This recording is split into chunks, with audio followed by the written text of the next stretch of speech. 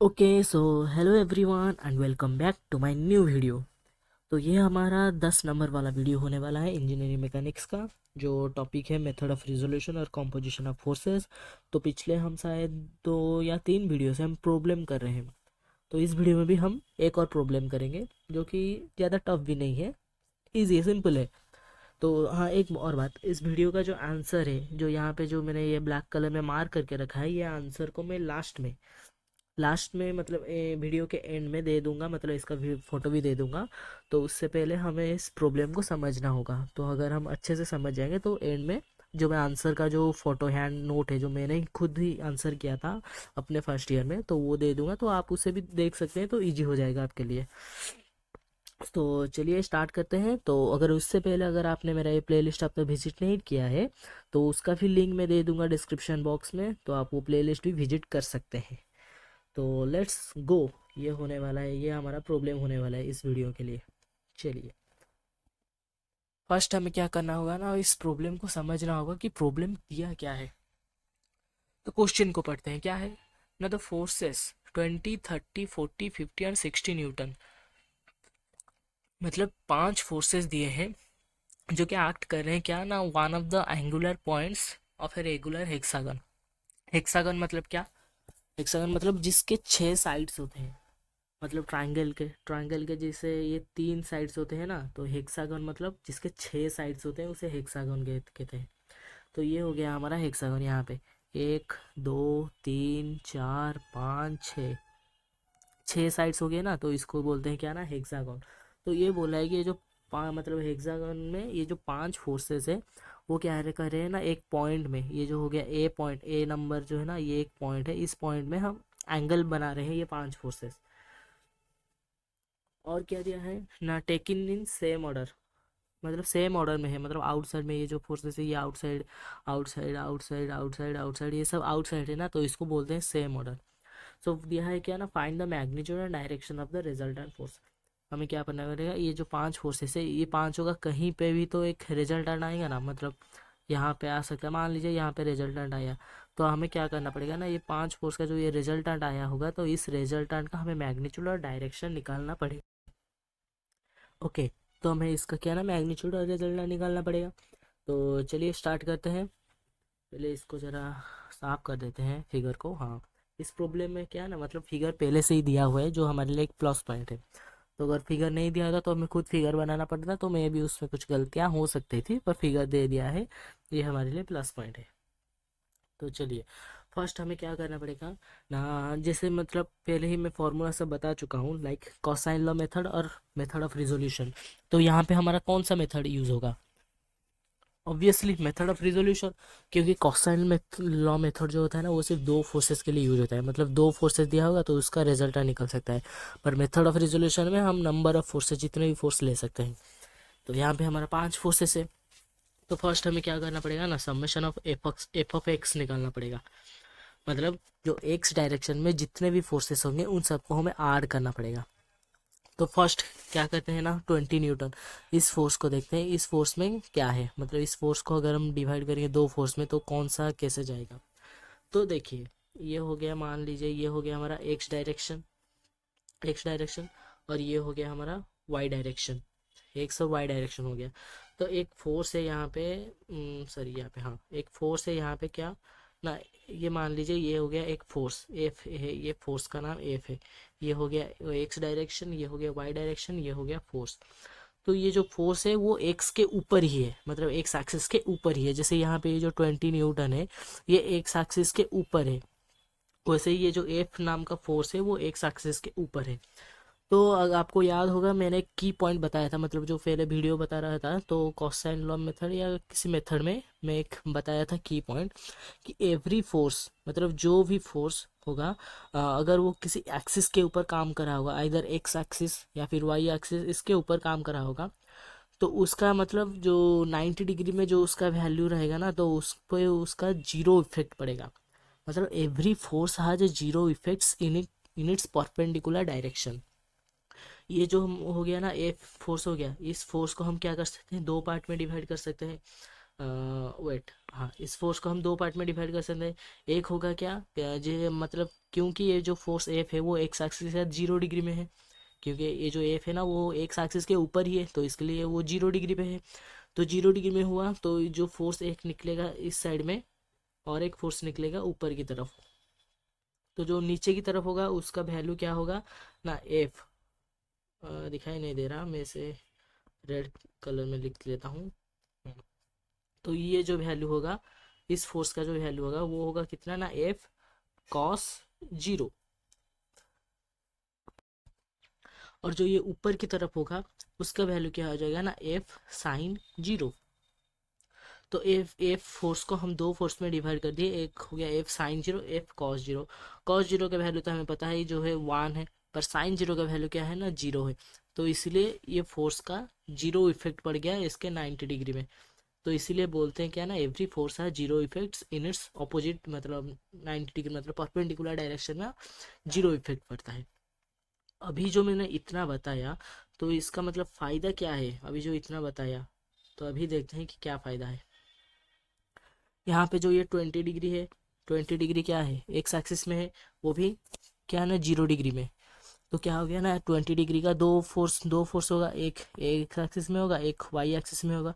तो Y axis में क्या होगा ना, 90 डिग्री होगा, तो इसलिए वाई एक्सिस का फोर्स अपने आप ही 0 हो जाएगा। तो बच्चा कितना, बस एक्स एक्सिस में जो है, तो एक्स एक्सिस में कितना है ना, 20 cos 0 है। तो इसलिए पहले लिखते हैं हम क्या ना, summation of F of x, summation of क्या ना, एफ ऑफ एक्स लिखना है। तो वो कितना आएगा ना, फर्स्ट आएगा कितना ना, 20 cos 30, सॉरी 20 cos 0, 20 cos कितना हो गया ना, 0 प्लस 20 cos 0 क्यों हुआ पता है ना, अभी जो बताया 20 cos 0, क्योंकि ये 0 डिग्री में है इसलिए cos 0। फिर आया क्या ना, 30 न्यूटन। 30 न्यूटन को भी दो पार्ट में डिवाइड करेंगे, एक होगा इस तरफ और एक होगा ऊपर की तरफ। 30 न्यूटन कितना है, 30 डिग्री में है एक्स एक्स के साथ, तो वो ये हो जाए कितना ना, प्लस 30 cos 30। फिर आया कितना ना, 40 न्यूटन। 40 न्यूटन है वो एक्स एक्स के साथ कितना डिग्री में है, आप बोल रहे होंगे, आपको लग रहा होगा कि 30 डिग्री में है, क्योंकि यहाँ पे 30 डिग्री की वेन दिया है ना, ये 30 डिग्री, पर वो कितने एंगल में है ना, 60 डिग्री एंगल में है। क्यों, क्योंकि ये 30 डिग्री और ये 30 डिग्री टोटल हो गया 60 डिग्री। तो ये जो 40 न्यूटन है वो एक्स एक्सिस के साथ 60 डिग्री एंगल में है। तो अभी हमें वही लिखेंगे, तो एक्स एक्सिस के साथ कितना हो जाएगा ना, 40 cos 60, ये हो गया हमारा 40 न्यूटन का। फिर क्या बचा ना, 50 न्यूटन क्या है ना, 50 न्यूटन एक्स एक्सिस के साथ कितने डिग्री में है, 90 डिग्री में है, 90 डिग्री। तो हो जाएगा कितना ना, 50 cos 90, 50 cos 90। फिर एंड में बचा कितना ना, 60 न्यूटन। तो 60 न्यूटन कितने में है, ये 90 था, ये 30 हो गया, तो टोटल हो गया 120।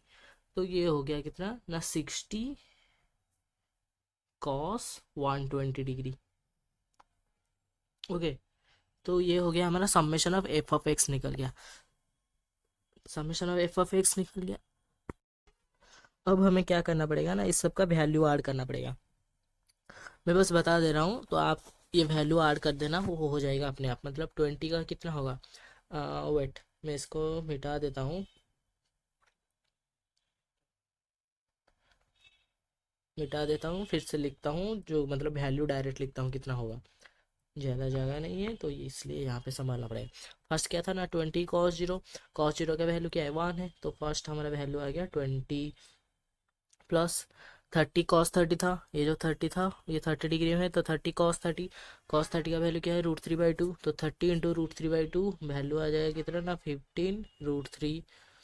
फिर क्या था ना, 40 cos 60, ये 40 है, ये एंगल है 60, तो 40 cos 60, 40 cos 60, cos 60 का वैल्यू कितना होगा ना, 1/2, तो 40 इंटू 1/2 कितना ना, 20, ये हो गया 20 प्लस, उसके बाद 50, 50 कितना था ना, cos 90, तो cos 90 का वैल्यू कितना होगा, 0। तो बस ये हो गया 0, 0 इंटू 50 0। फिर आया कितना ना, 60 इंटू cos 120, ये जो 60 है ना, ये 60 cos 120, cos 120 का वैल्यू क्या है -1/2, तो -1/2 इंटू 60 कितना होगा ना -30। वेट, मैंने ये प्लस लिख दिया है, इसको माइनस करना पड़ेगा। ये हो गया -60, सॉरी -30, हाँ -30। तो एंड में हमारा वैल्यू कितना आएगा ना 36 न्यूटन, 36 न्यूटन। जब सबको ऐड करेंगे ना तो एंड में आएगा 36 न्यूटन। आप कैलकुलेटर में कर देना। ओके ओके, तो ये हो गया हमारा एक्स एक्स में। तो अभी हमें करना पड़ेगा क्या ना वाई एक्स में, मतलब summation of F of X निकल गया, अभी summation of F of Y करना होगा। तो चलिए स्टार्ट करते हैं। क्या लिखना है ना, summation of F of Y. तो ये कैसे होगा, पहले बताया था ना 20 का क्या होगा ना, एक होगा एक्स में, एक होगा वाई में, और वाई की तरफ जो होगा वो नेगेटिव सॉरी नेगेटिव मतलब जीरो इफेक्ट होगा। तो 20 sin 0, sin 0 का वैल्यू क्या है 0। बस लिख लेता हूँ 20 sin 0। फिर कितना आएगा ना 30 कॉस, ये cos 30 था तो ऊपर आएगा कितना ना 30 sin 30, 30 sin 30 प्लस 40 cos 60 था तो 40 sin 60, 40 sin 60। फिर आया कितना ना 50 का क्या था 90 था तो 50 sin 90, 50 sin 90। फिर आया कितना ना 60 का 120 था तो ये हो जाएगा कितना ना 60 sin 120 डिग्री। तो ये हो गया हमारे summation of F of Y. अभी बस वैल्यू ऐड करना होगा। तो वैल्यू चलिए ऐड कर देते हैं, कितना हो जाएगा, वेट इसे मिटा देते हैं, I will erase it and okay okay okay yes. तो चलिए फर्स्ट हमारा क्या था 20 sin 0, sin 0 का वैल्यू 0, तो इसलिए ये मिल गया हमारा 0। फिर क्या था 30 sin 30, sin 30 1/2 होता है तो 30 × 1/2 हो जाएगा कितना ना 50। फिर आया कितना ना 40 × sin 60, sin 60 का वैल्यू पता है √3/2, तो 40 × √3/2 इज इक्वल टू 20 √3। उसके बाद कितना ना 50 sin 90, sin 90 का वैल्यू कितना होता है, ओके sin 90 का वैल्यू कितना होता है ना 1 होता है, तो ये मिल गया हमारा 50 × sin 90, 50 × 1 मतलब से वही 50। उसके बाद क्या है ना 60, ये 60 साइन साइन 120, साइन 120 कितना होता है √3/2, तो 60 × √3/2 कितना हो जाएगा ना 30 √3, 30 √3। एंड में बस इसको ऐड कर देंगे तो हमारा वैल्यू वैल्यू में निकल जाएगा कितना ना 1, ये हो गया 51.6 न्यूटन। ये हो गया हमारा वैल्यू एंड में, मतलब समेशन ऑफ एफ एक्स कितना था 36 newton, summation of F of Y निकल गया 151.6 न्यूटन। तो अभी रिजल्ट निकलना होगा। रिजल्ट का फॉर्मूला क्या है मेथड ऑफ रिजोल्यूशन में ना √ of summation of F X square plus summation of F Y square. तो चलिए रिजल्ट निकलते हैं। तो रिजल्टेंट का फॉर्मूला क्या हो जाएगा ना √ of summation of F x का square plus summation of F y का स्क्वायर। तो क्या होगा ना 36 स्क्वायर, हाँ कितना हो जाएगा ना 36 का स्क्वायर प्लस 151.6 का स्क्वायर का √ एंड में हमारा वैल्यू कितना निकलेगा ना 155.8 न्यूटन।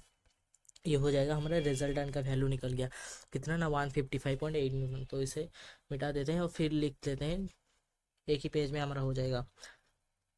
तो रिजल्टेंट कितना निकला ना, रिजल्टेंट का वैल्यू आया, आर का वैल्यू आया कितना ना 155.8 न्यूटन। तो अभी हमें क्या करना होगा ना डायरेक्शन भी चाहिए। तो डायरेक्शन के लिए क्या ना थीटा, तो थीटा क्या हो, थीटा का फॉर्मूला क्या है ना tan theta is equal to क्या है समेशन ऑफ एफ वाई, ये भी बताया था summation of F Y divided by summation of F X. तो 151.6 डिवाइडेड बाई 36 वैल्यू आएगा 4.21। आप कैलकुलेट करना, यही वैल्यू आएगा। तो थीटा क्या हो जाएगा ना tan इनवर्स 4.21। आपको पता होगा ना टैन इनवर्स क्या है, ये जो थी टैन था ये इस साइड आके डिवाइड हो जाएगा, तो इसलिए इसे टैन इनवर्स बोलते हैं। तो एंड में हमारा आंसर आएगा 76.6 डिग्री। तो ये हो गया हमारा थीटा का वैल्यू। तो एंड में मैं बता रहा हूँ ये जो आंसर है, ये है आंसर। मैंने ही खुद बनाया है, मतलब मेरे टीचर ने जो असाइनमेंट दिया था उसी का मैंने आंसर बनाया था फर्स्ट ईयर में। तो देख लीजिए, और आप चाहिए तो स्क्रीनशॉट भी ले लीजिए। तो चलिए एंड करते हैं वीडियो को। तो नेक्स्ट वीडियो में हम और एक प्रॉब्लम करेंगे। So thank you and good bye.